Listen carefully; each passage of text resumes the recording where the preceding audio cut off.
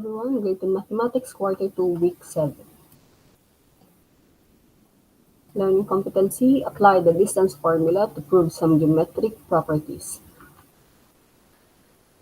Distance formula. The distance between 2 points, whether or not they are aligned horizontally or vertically, can be determined using the distance formula. Consider the points L and point A, whose coordinates are x of 1, y sub 1, and x sub 2, y sub 2, respectively. The distance d between these points can be determined using the distance formula. This is the formula for the distance. So distance formula is equal to the square root of x sub 2 minus x sub 1 squared plus y sub 2 minus y sub 1 squared, or simply the segment LA is equal to the square root of x sub 2 minus x sub 1 squared plus y sub 2 minus y sub 1 squared. Let's have an example. Example number 1. Find the distance between point L and point A, where point L has a coordinate of 1, 1, and A is 5, 4. So this is now the line. Let's identify the distance between point L and point A. So, identify muna natin kung ano yung given. X sub 1 is 1. Y sub 1 is also 1. X sub 2 is 5. And y sub 2 is 4. So, the formula for distance is d is equal to the square root of x sub 2 minus x sub 1 squared plus y sub 2 minus y sub 1 squared. Segment LA is equal to the square root of, remember, we're looking for the distance ng segment LA. Kaya pwede natin i-replace yung D as segment LA. Or simply LA. X sub 2 is 5. Then substitute the value of x sub 1 is 1. So that's now 5 minus 1 squared. Plus y sub 2 is 4. And y sub 1 is 1. Squared. Then simplify. 5 minus 1 is equal to 4 squared. 4 minus 1 is 3 squared. Then, get the square of 4 and 3. So, 4 squared is 16. 3 squared is 9. Then, add 16 plus 9 is 25. Get now the square root of 25. Segment LA is equal to 5. Therefore, the distance between point L and point A is 5. Or simply 5 minutes. Let's have example number 2. Find the distance between point M and point C, where the coordinates of point M is negative 5 and positive 4. The coordinate of the second point, point C, is positive 3, negative 2. Get the given. X sub 1 is negative 5. This one. Ang ating y sub 1 is 4. X sub 2 is 3. And y sub 2 is negative 2. Then, substitute to the formula. Segment MC is equal to the square root of 3 minus, since ang ating x sub 1 is negative 5, lagay natin siya sa parentheses para hindi tayo ma-confuse sa sign. So, lagay mo sa parentheses yung may negative kasi meron tayong minus dito. Then, put another symbol po, which is a brace. Squared plus y sub 2 is negative 2. But ma'am, ito hindi po nilagyan ng parentheses kasi wala namang sign before yung negative 2. Then, minus, your y sub 1 is 4. Then, squared. Simplify. Negative times negative 5 kasi you need to multiply the sign. Kasi double yung ating sign. So, negative times negative is positive. Then, same ang sign natin dito. So, we need to add negative 2 minus 4. Di ba yung rule natin, pag pareho ng sign, i-add. So, we have here now negative 6. Then, 3 plus 5 squared is 8 squared. Then, bring down negative 6 squared. 8 squared is 64. Negative 6 squared Negative 6 times negative 6 is positive 36. Then simply add 64 plus 36 is 100. Square root of 100 is 10. Therefore, the distance between M and point C is 10 units. Now, let's have this one. This one is what we call the midpoint. This one. So, we have here the midpoint formula. The midpoint formula is a formula that can be used to find the coordinates of the midpoint of a line segment on the coordinate plane. The midpoint P, x sub 1, y sub 1, and point Q, x sub 2, y sub 2, is with a midpoint of x sub 1 plus x sub 2 divided by 2, and for y sub 1 plus y sub 2 over 2. So, ito yung formula na gagamitin natin para mahanap natin yung midpoint or the coordinates of the midpoint.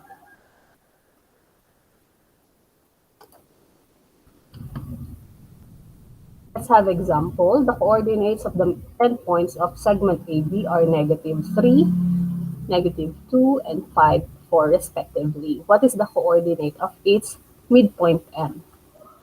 Suppose we have this. Ito po siya. Linat natin, negative 3, negative 2 for point A. And for point B, we have 5 and 4. So let's identify the given. Alin dyan yung x sub 1? X sub 1 is negative 3. Y sub 1 is negative 2. X sub 2 is 5. Y sub 2 is 4. So this is the formula. Let's substitute the value. X sub 1 is negative 3. Ang ating x sub 2 is 5 over 2. Then put comma since we're looking for the coordinates. Y sub 2 is negative 2 plus y sub 1 is negative 2. Y sub 2 is positive 4 over 2. Then simplify the numerator.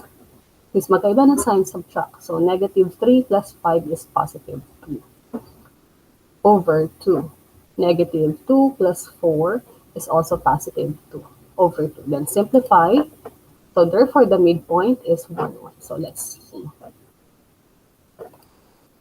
So that is now the midpoint. The distance between point M to point A is equal to the distance from point M to point B.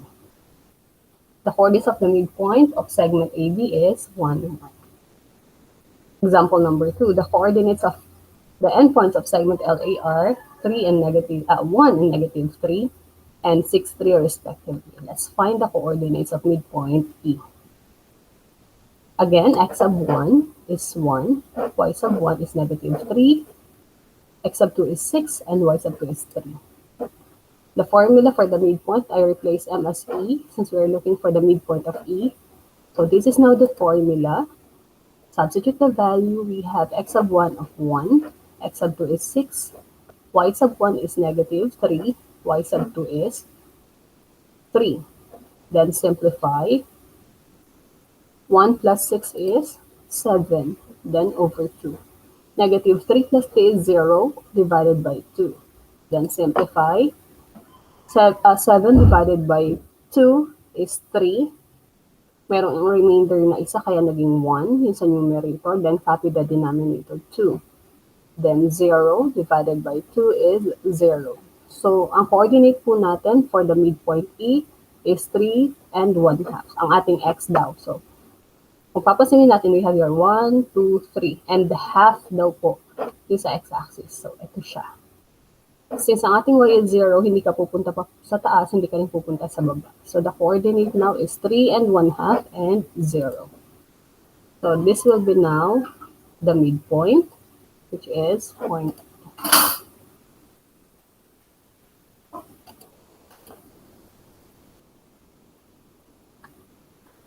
Coordinate proof. A proof that uses figures on a coordinate plane to prove geometric properties is called coordinate proof.